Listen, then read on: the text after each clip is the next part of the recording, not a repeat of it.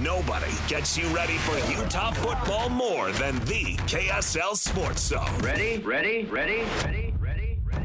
It's a much-needed bye week for the Utes as they get set for the final stretch of the 25 season. Your home for the best coverage of Utah football is right here on 97.5, the KSL Sports Zone. You're locked on to JJ and Alex on 97.5, the KSL Sports Zone.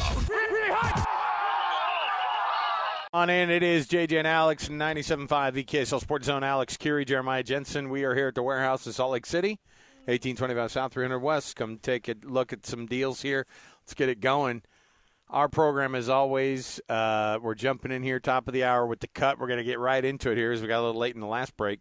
Let's get into the cut here, top of the program, and then we'll get right to Riley Nelson. Let's do it. It's time for the biggest story of the day. This is what made the cut with JJ and Alex on 97.5, the KSL Sports Zone. Trajan Wealth brings you this portion of the show, TRAJANwealth.com for all your trusted local needs in retirement. TrajanWealth.com. Riley Nelson, former BYU quarterback on the program here with us. And Riley, first of all, congrats getting through the football season. I'm assuming your boys ended it up. Everybody stay healthy. I guess that's the number one question. Yeah, that's a nice way of saying there was a first-round exit for us in the playoffs. Oh, okay, all right. But, no, hey, listen, I told you last time we were the 8th seed in the top bracket.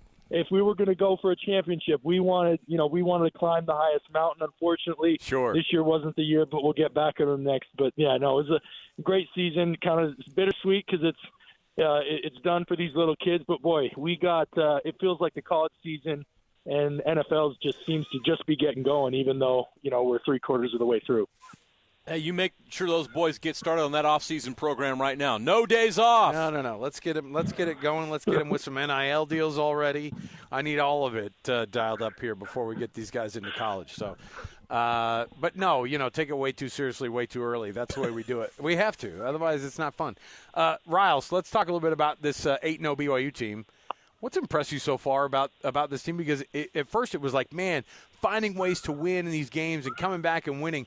And yet it's interesting because this week I've noticed a lot of people going, yeah, but they've had to come back from a lot of games, and I don't like that. It's just we've turned a corner on how teams are looked at now. Have you seen that difference? And on the one hand, it's like, man, they're winning all their games. Isn't that enough? Alex, the question was, what's most impressive to me is how unaffected they are by people continually moving the goalpost on them. Yeah, it feels like every time they do something that week, it somehow wasn't good enough. Everyone was talking about how Iowa State going on the road, and it was going to be this big challenge. And so when BYU comes out of there and wins by 2 touchdowns, everyone's like, but, and they just continually move the goalpost on this team. But they seem unaffected by it. So, their focus and their true, insulation from the way that Coach Sitake has them insulated from the pundits who just refuse to give any sort of credit to this team and their accomplishments. That's the most impressive thing to me, but no question. What was your reaction to BYU being number 7 in the initial college football playoff rankings? Yeah, I like it. Honestly, I thought the committee more than the talking heads, I think the committee's actually showing them some appropriate respect. Now, you could say they're leading the P4 conference, and there's the strength of record and all that stuff. But I'm super pleased with 7. And guys, look, I kind of get what the pundits where they're coming from because we were here or very similar to here last year and went 2-2 in our last 4 games, right? So I do think that there is some room for this BYU team to continue to prove that they're not the same team of old. That this one is different, and obviously that starts with the matchup that everyone's got their eyes on Saturday. Riley, when you see that, when everybody gets to this point of the season, teams have to figure out working through injuries. That's part of the game. L.J. Martin's name, whether or not he was going to play, that keeps coming up, and it looks like he's going to play. But then everybody starts to go, well, who knows what the level of injury is. But every team is dealing with injury at this point. But how big of a deal is it to be able to have even a mostly healthy L.J. Martin playing for this BYU team down in Lubbock on Saturday? Yeah, I think it's tremendous, and I don't know what disclosed or not, so I apologize if this is misinformation. You guys can correct me, or we can just bleep out this section. But from what I understand, it's an AC sprain. That is the life of a running back or tight end or anybody, is these AC sprains. As quarterback, it's a big deal. I do not expect his level to drop as long as he can avoid the ground. The biggest enemy of AC sprains or shoulder separations is getting put into the ground. You can handle contact. He can still run his physical style where he gets to lower his shoulders and run behind his pads. But if he's got to find a way to, as he's getting taken down to the ground, to get to his back, because when you got an AC sprain and you get buried into the turf, that's when that thing really lights up and it becomes an issue. So I expect him to be able to run full style, like to be the LD Martin that we've come to know and love. My biggest hesitation is just if someone plants that shoulder into that turf, and Texas Tech does have the artificial turf, so it's that less forgiving. That's going to be a tough deal, but it's a huge thing. Like you need your biggest complement of players going into your biggest challenges, and it does feel like coming off this bye week, it's not just LJ. I read, and I don't know if these are confirmed reports, but they should be getting JoJo Phillips back. They're getting Acera back. And there was probably 2 or 3 other guys that are coming back that are major contributors to this team. So whether or not they're going to be full blow and paying their full contingent of snaps, you need depth and you need availability. And it really does feel like BYU's got that working in their favor going into this Saturday. Yeah, so you just have to fall like a Hollywood stuntman. It's fine. You just have to if only they could throw those inflatable. I'm going to make this. Yeah. Blobs Can we get a stuntman for L.J. Martin on Saturday? Every time he gets hit, then they pause the game. A guy comes in, falls down for him. It's fine. It'll be just fine. I like asking him not to hit the ground hard. Hey, just hit the guys full on. Don't hit your arm on the ground, L.J. Like that's all we're asking. It's a little bit of a tall ask, but there's also these games where you tell players like, oh, yeah, we're going to need you to play. It's like, of course they're going to try to play their freaking heart out in a game, regardless of how they're feeling in that moment. If they say that they can go, they're going to let them. They're going to try to get them to go. These guys are too big of competitors, man. Absolutely, they are. And the reality is, I mean, the other thing I was going to say to that is like, as a runner, Those shoulder separation problems, we talk about falling. That's actually something we practice. You practice getting tackled and you practice falling, and the right way to do it. But and you can largely, it sounds kind of crazy, but you can largely control it as long as you're dealing with second and third level players. As long as LJ's dealing primarily with linebackers and safeties, I think he's going to be really good. The problem is when one of those big 300-pounders gets his arm around your waist and you're trying to break that tackle, and then the second and third guys pile on. So I was going to say that if the O-line can perform like they've been performing this year and provide some clean lanes and holes to where LJ's not dealing with D linemen on the majority of his handout. Look, Texas Tech's defense is no joke. He's going to deal with penetration. He's going to have to deal with linemen. He's going to have to deal with first line of defense. But to the degree that the offensive line can provide holes to be running on, I'll take obvious observations for 400, Alex. But to the degree that the O-line can clean up those holes to allow LJ to attack that second level, it'll be that much better. We've seen the growth and development of Bear Bachmeier each and every week. I know you've watched it closely. What are some of the things that stand out to you? What stands out to you most about his development and growth as he prepares for the biggest game of his life? Yeah, the accuracy and then the clutchness. His clutch gene is really big there. I mean, look, it's no secret that against Utah, they were like, listen, we don't – more – this is going to make Utah fans mad, but BYU, especially during that 9-game streak, they lost more games to Utah than games that Utah won. meaning BYU was always down in the turnover. Those turnovers always seemed to result either directly in points by way of a defensive touchdown or set up short fields. That was always for a decade, that was the narrative, or that was what happened in the BYU-Utah matchup. And so it was obvious that in the second half of that Utah game, they were like, let's not risk it, and let's just have it. Let's throw that running back as an extra blocker and let this dude use his 235-pound frame. And they did it. Well, I thought we were going to see more of the same of that in Iowa State, but Iowa State was packing the box, and there were some key downs, especially in that second half and in that comeback. I mean, obviously, holy cow, Satuala, what's his first name? Anyway, obviously his pick six was a huge deal. Yeah, Falatau Satuala, but that was a huge momentum-turning play. But even prior to that, those scores and those drives, to me, were pretty much the byproduct and the production of Bears' ability to drop back in the drop-back pass game on key downs and deliver strikes and keep the offense moving with his arms. So that, to me, has been initially it was his moxie, then it was how he was unflappable, and then it was his durability.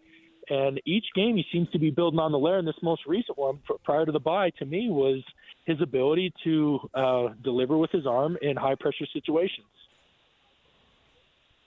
Yeah, that's what I was going to ask, is that what is the stuff he's got, do you think he's gotten the best at in this time? Because I think people look at it like, oh, he kind of delivers the same performance every game, but there's stuff, obviously, that he's learning as he goes here.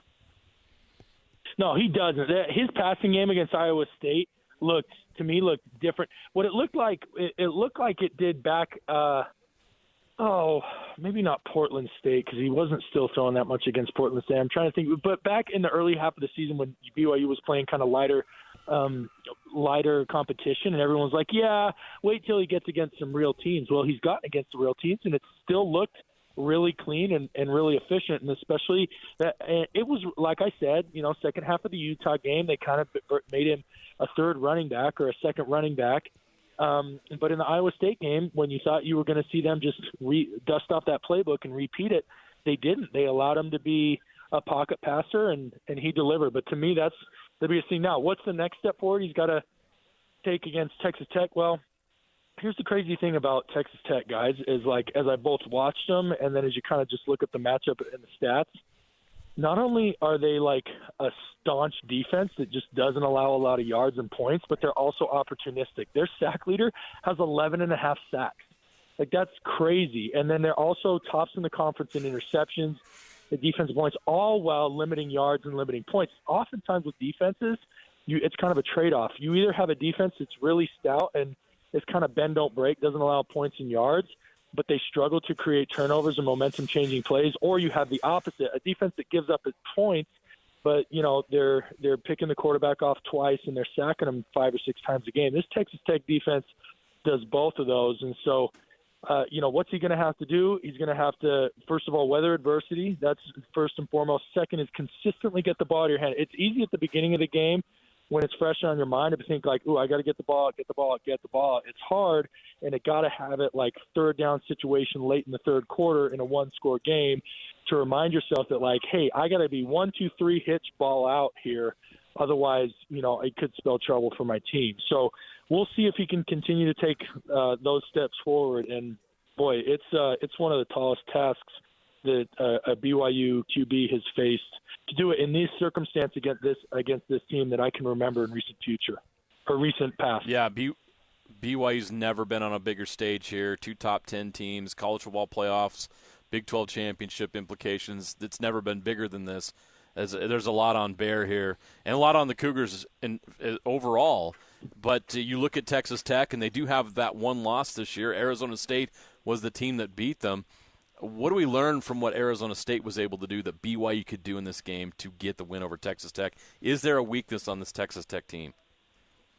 Yeah, well, the weakness is you don't allow their offense. So the first quarter was largely, like, ineffective, but if you look at the drive charts for Texas Tech in that first quarter, they had 4 3-and-outs, and their fifth drive, they actually had 5 drives. Their fifth drive, they got a first down on the first play of the drive, and then so it was essentially a 3-and-out plus 1. So they had 4 drives of 3 plays and 1 drive of 4 plays. And then Arizona State on the other side, even though it didn't result in a lot of points, Arizona State was having drives of 6, 8, 9, 5 plays, and it just kind of deflated them. One of the things about the makeup of this Texas Tech team, it is a defensive team. Like, it is driven by the defense, no question. And what happens is the defense wears down their opponent. The offense gets going late in the second half. Like what we saw against Utah was not the exception. That was kind of the rule for this Texas Tech defense, in that over the course of 4 quarters, the defense wears you down. The offense continually gets shots at short fields, and they rack up points in the third and fourth quarters. The fourth quarter is the highest scoring quarter for Texas Tech, and to me, that's a strong indication that that's because they're relying on their defense to set them up for that late game success. Most of the high flying, you think about the Chip Kelly Oregons or like those type of offenses, they came out the gate like sprinters and tried to build a lead in the first half. This Texas Tech team is the opposite of that, and so it's going to be a tough challenge for BYU. But BYU is also, you talk about that defense and all that, they're also as resilient as a team as we've seen in years. And so, man, I think this game's really going to live up to the billing. That's what I was going to ask you as a guy who watches offenses and breaks that down from a perspective of watching BYU's defense. What is the thing that they do that makes it so difficult for guys when they're hitting? Yeah, well, theirs is they just never make a mistake. So I came up, 2 years in the Mountain West, and we played TCU in early independence, and those Gary Patterson defenses, which were just like a nightmare to deal with. One, they ran a little bit of a different scheme. They ran a match concept on the back end, which is not quite man, but it's also not quite zone, and you didn't see it that often because it's very hard to run. And so that was one thing that made it tough. But the second was they were just so disciplined. They were so assignment sound, and that's what this BYU defense is. The D-line doesn't get a lot of headlines or doesn't make a lot of plays, but they rarely make mistakes. Like, you don't see guys missing gaps. Every gap is accounted for. They play with good effort and good physicality. And then, as we've seen, the cornerbacks make plays on the edge. I'm hoping, my optimistic take is that this bye week has really allowed Glasgow and Kelly to get fully healthy, because I do feel as BYU fans, we've forgotten a little bit about what it was like when those guys are at full speed, because it's been over a month, right?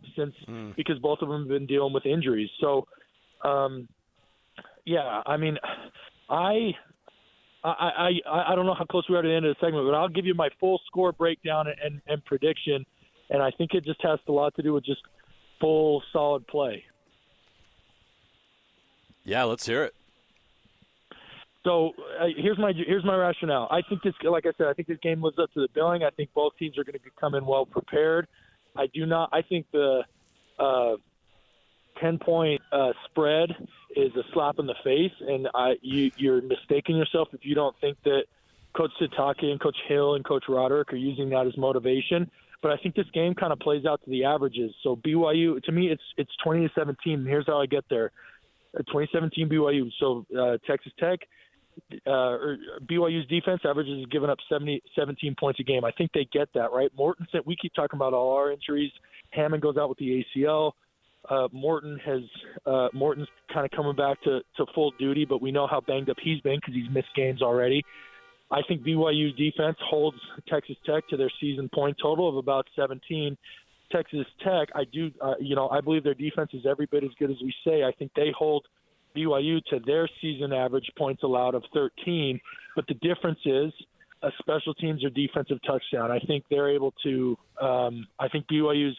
This team feels like they've got that magic, whether it's a block punt return back or a return or a kickoff return or something.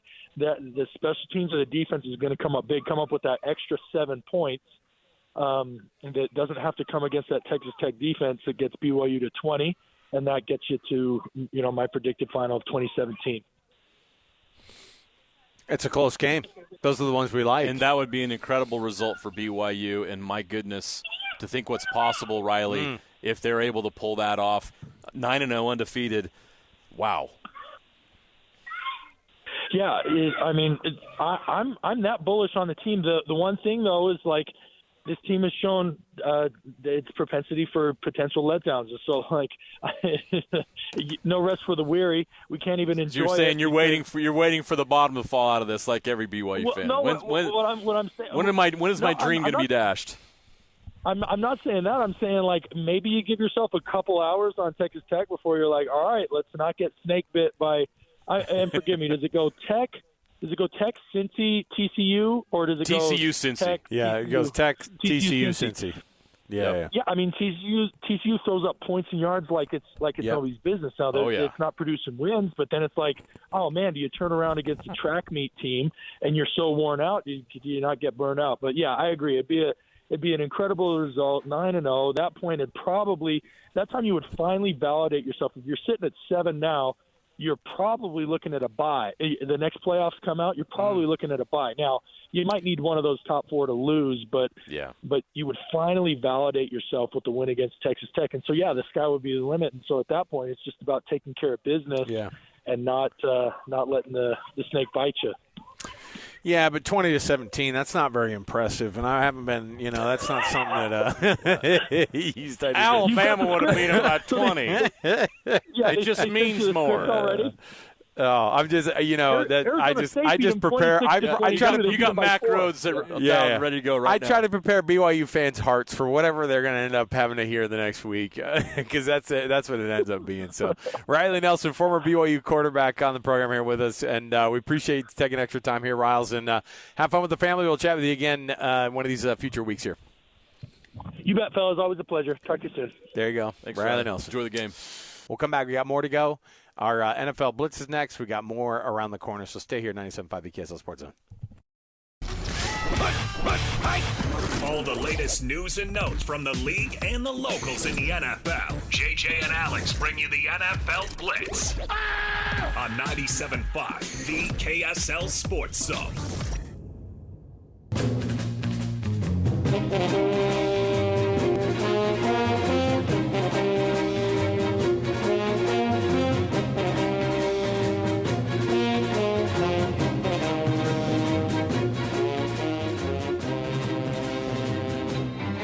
All right, everybody, welcome back. JJ and Alex, 97.5 BKSL Sports Zone. NFL Blitz. Hey, Thursday Night Football tonight. A little AFC West action between the Raiders and Broncos.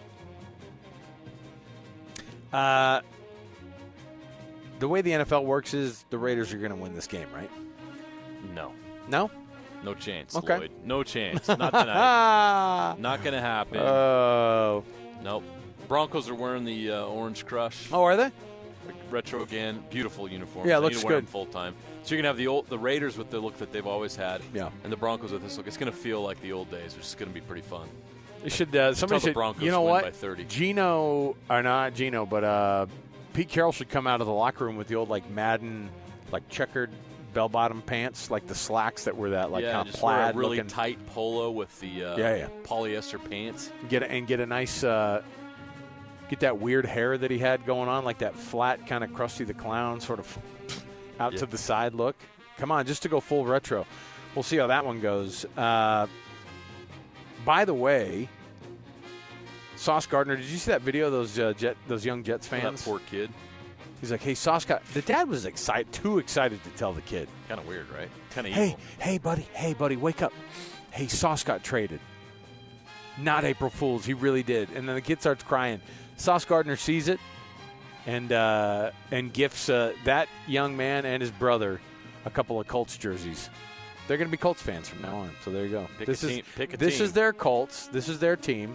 They bleed friends blue. Don't let friends be Jets fans ever. Grow up and be Jets fans. Awful news out of Dallas, Texas, where the Cowboys defensive end Marshawn Kneeland has passed away at 24 after what can only be described as what's likely just an absolute, mental health breakdown. Yeah. And this is a guy that, sometimes you get the guys who they were participating with the team, not really playing, or something was going on. This guy scored on the blocked punt on Sunday, and now today is no longer with us. That is an absolute tragedy in Dallas. in a year that the Cowboys are already dealing with all the other stuff that is not tragic. Right. It's just the team not coming together and all the weirdness that goes along with that. And to have one of the young men on their team pass away at 24 years old in his second year is absolute terrible news. And if people need help in your circle around you, if you think they're struggling, the family tried. You could tell. So it looks like that the night before, the police in Plano had already been given like a, hey, go do a wellness check on this. We're getting bad messages from him, and there's always some help. There's always some help. Reach out and ask for that help. Don't just say it's terrible. Reach out and ask for help, and people want to help you. And it was just awful news today. It's a terrible thing to have to talk about in our NFL Blitz, but it was, I mean, the team is going to have to deal with some really heavy stuff on top of the fact that they're going to have to prepare for a football game. And it's awful news. Yeah, a young man who's 24 years old who you think and assume has it all. Yeah. He's playing for the Dallas Cowboys in the National Football League. No one is immune to this. Mm-hmm. It can strike and happen to anybody, and it's a reminder to all of us to check on everybody. Just always ask people, how are you really doing, you know? You never know. You never know how much someone's struggling. Even somebody who looks like they've got it all, we don't know what they're going through. Right. So, yeah, just always be on the lookout and always be aware or worry about anybody in your circle that might be struggling or look like they're struggling, or even if they seem like they have it all, just make sure they're doing okay. We'll take a break. We'll come back. We'll get you to best and worst, and we'll chat with Clayton, of course, one more time here. Stay with us right here at 97.5 EKSL Sports Zone.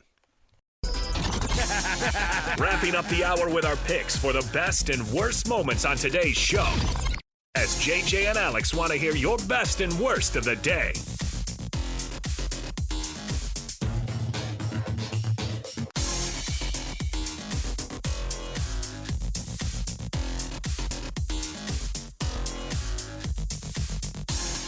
What about Pizza Pie Cafe, Clayton? That was one of the ones he went to. No, okay. We're just talking about all the Dave Portnoy pizza places. I'm almost embarrassed that he went to Pizza Pie Cafe. Like, no, don't do that. Don't rate us by that. I do want to do the tour, though, and Clayton's said Clayton's been doing the tour. I'm jealous. I want to get going on that. So, best and worst, by the way, brought to you by the good folks at the Doug Smith family of dealerships in American Fork, Spanish Fork, and in Linden. Nobody knows cars like Doug. First best of the day is it's Alex Annapolis' birthday today, our producer. That is Congratulations. the best of the day. He's the best, and there you go. I will say this. Jordan Bennington, who's the goalkeeper for who's he play for? St. Louis Blues. Yeah, the Blues are the ones who were taking on Alexander Ovechkin in the Capitals. Ovechkin nets his 900th goal. Only person in the history of the NHL to have 900 goals. That's Correct. not a bad deal to have. Bennington stuffs it down his pants. His goalie pants. You know those big awkward goalie pants? Like, it'd be one thing if you or I stuffed something down our pants, but you know how gross a goalie's pants has to be? Oh, my gosh. Yeah. No, hockey gear is like number one of Stinkville. Oh, yeah. Worse than football gear. So he gets the puck out because then the linesman has to come over to him and go, dude, we saw you stuff the puck down your pants. Like, we've got a few cameras on this game. Did he think he was going to get away with it? I don't know. And I just showed you during the break that high school kid who celebrated a touchdown by pulling a hot dog out of his pants and eating it. Did you see this? He pulls it. That was his celebration. Can't do that. Cannot do that. Got his stuff. How to get by security. So Jordan Bennington, maybe he had like a little bit of a moment where he's like, here you go, Ovechkin. And Ovechkin had to smell that goalie pant smell. Oh, you know what I mean? Whatever was going on down there. He's going to have that sitting on his mantle, and even 5 years later, it's going to smell. ESPN bet. Oh, it looks like they got to shut down their peace. app. I wonder if they just got way too much. It just was so awkward, and it was so dumb that they were reporting on all these bad things. Now, the good news is they got themselves a DraftKings deal out of it, so I think they're still going to be making money, JJ. But they don't have to attach their name to bet, which I think was causing some issues. Maybe, yeah. Good idea, though, ESPN. Yeah, Brilliant. Great job. We'll take the break here. 1825 South 300 West in Salt Lake City, where you can find it. More to go. 97.5 The KSL Sports Zone.